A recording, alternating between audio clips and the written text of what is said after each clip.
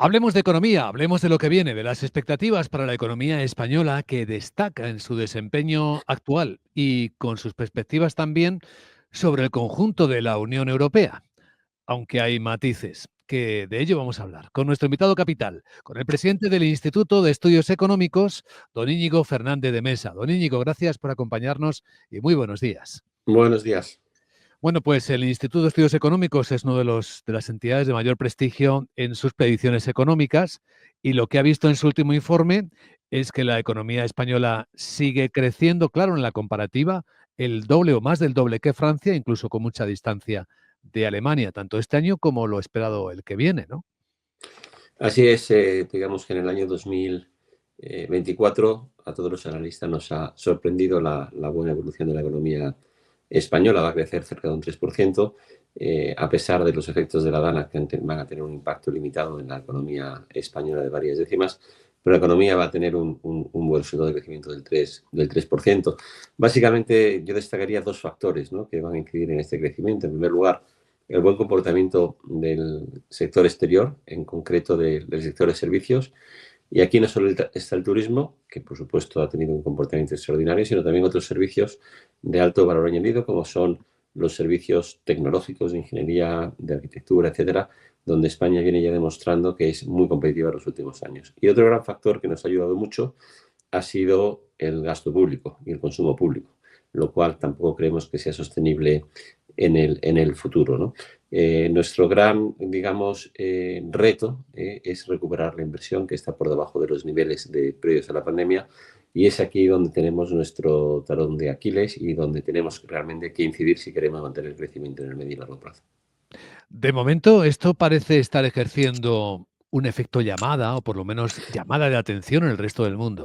Fíjese cómo The Economist, prestigiosa revista europea, habla de cómo España está mostrando a Europa y al mundo cómo es uno de los pocos países capaces de seguir el ritmo, por ejemplo, de la economía americana, que es la que todo el mundo está observando. Llamativo, ¿no? Bueno, yo creo que no hay que tirar campanas al vuelo, es decir, fuimos el país que más PIB perdimos durante la pandemia, hemos tenido un proceso de recuperación. El gobierno actual ha sido posiblemente el gobierno de España de las últimas décadas que más dinero ha tenido a su disposición. Hemos tenido todas las compras de deuda del Banco Central Europeo durante la pandemia que nos han apoyado. Tenemos los fondos Next Generation, pero para no generar, digamos, falsas expectativas es importante incidir en las políticas adecuadas en el medio y largo plazo. Es decir, posiblemente el año que viene pues el turismo no va a tener los niveles digamos, de desarrollo que han tenido este año. El gasto público no se puede mantener a los niveles actuales y, por tanto, hay que buscar estrategias que nos permitan compensar estas cuestiones, ¿no? En España existen nubarrones, es decir, el PIB es cierto que ha aumentado un 3% este año, posiblemente aumente el 2,3, 2,4 el próximo año, pero el PIB per cápita no está mejorando. Es decir, este crecimiento económico se debe en gran medida a un aumento de la inmigración, a un aumento digamos, de nuevos trabajadores, en más de nueva población, en más de 1,5 millones de personas en los últimos 3 o 4 años, lo cual ha hecho que la economía crezca, pero no que crezca por habitante. Es decir, que eso es una cuestión muy, muy importante de tener en cuenta, ¿no? Tenemos que incidir sobre los factores que mejoran la renta per cápita, que mejoran la productividad, y aquí la inversión es absolutamente clave. La inversión, la propia y la extranjera. Y en este sentido, presidente, me gustaría preguntarle una cosa, porque claro, va por vía diferente la percepción de la realidad. La percepción es que en el país hay inseguridad jurídica, cambian las reglas continuamente, las reglas de juego continuamente, las leyes. Tenemos uno de los boletines oficiales del Estado más prolíficos de la historia reciente de Europa. Al mismo tiempo, si ven los medios de comunicación españoles, es una historia continua de sospechas de corrupción del gobierno y del partido que gobierna, del PSOE. Sin embargo, a la hora de ver los números es como si nada de eso pesara o pesara lo suficiente para detraer la marcha de la economía. Bueno, en la economía, digamos que hay dos economías. Tenemos la economía de las empresas medianas y grandes que están generando empleo, que están invirtiendo, y tenemos las economías de las muy pequeñas empresas y pequeñas empresas, que es digamos, la columna vertebral de nuestra economía, que está sufriendo mucho, que está teniendo dificultades, cuyos costes han aumentado, costes laborales, costes fiscales. Ha habido más de 80 subidas de impuestos estos años. Es decir, y esto al final se va a acabar reflejando en el medio y largo plazo. Las medidas inadecuadas en economía no tienen un impacto inmediato. A veces en el corto plazo no se ven y de repente aparecen en el medio y largo plazo. Por tanto, yo creo que no tenemos que confiarnos. En España hay reformas pendientes muy importantes. Tenemos que reequilibrar las cuentas públicas. El sector privado está muy saneado. Las familias tienen poca deuda, las empresas también, pero el sector público tiene mucho déficit y mucha deuda. Tenemos, como decías, mucha inseguridad jurídica. El poner un impuesto a la banca completamente irracional o el tratar o la incertidumbre de generar un impuesto a las energéticas, pues son medidas que acaban incidiendo en la inversión y son tremendamente negativas. Es decir, el continuo anuncio de medidas en el ámbito laboral, aunque luego no se lleven a cabo, acaban teniendo impacto en la inversión. Fíjese usted, el mal llamado paquete fiscal, que al final se ha concretado simplemente en un impuesto a la banca, pues hubo amenazas de poner impuestos a las SOCIMIs y aunque al final este no se puso, pues generó una caída de 5 o 10 mil millones en la valoración de las empresas en unos días. Entonces, bueno, las medidas que se anuncian, aunque luego no se utilicen o no se apliquen, tienen una incidencia en la confianza de los inversores y de los inversores extranjeros y tenemos que ser precavidos porque igual en el corto plazo no tiene impacto, pero de repente en un año, 2 años, vemos como el resto del mundo crece y nosotros no. En términos de empleo, ¿cuál es la visión del Instituto de Estudios Económicos para el año 2025, don Íñigo? El empleo sigue creciendo, se sigue generando empleo, pero sí que estamos observando este año un punto de inflexión y donde, digamos, hay un cierto agotamiento y se está reduciendo ese ritmo de creación de empleo, por lo cual tenemos que volver a incidir en lo que comentaba anteriormente, tenemos que incidir en la inversión, tenemos que incidir en el apoyo a la empresa y no en ponerle trabas y pegas, en reducir la carga burocrática.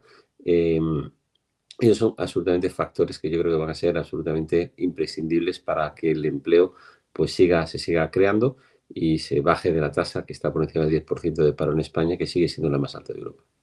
El plan enviado por el Gobierno de España a Bruselas avanza en el equilibrio o reequilibrio de las cuentas públicas. ¿Cree usted que puede cumplir España esa previsión de ir dejando el déficit en lo que va marcando el nuevo acuerdo, la rehabilitación de las normas fiscales europeas, cuando hay dos países, Alemania y Francia, que van a estar bastante lejos, parece? Bueno, nuestro plan, que es un plan al 2031, lo que se hace es pegarle una patada adelante al ajuste de las cuentas públicas y donde digamos que este equilibrio pues, se producirá al final del periodo, que es fiarla a muy largo plazo. Es decir, en el corto plazo no se ven medidas que vayan a reequilibrar el déficit público, pero sobre todo lo que nos preocupa es que las medidas que se apliquen para reconducir la seriedad de las cuentas fiscales no tienen que ser medidas por el lado de los impuestos que van a ahogar más a la economía y mucho menos impuestos que carguen más a las empresas. Es decir, lo que estamos observando, lo que hemos visto, es que en España tenemos 95.000 millones más de ingresos este año que en el año 2019.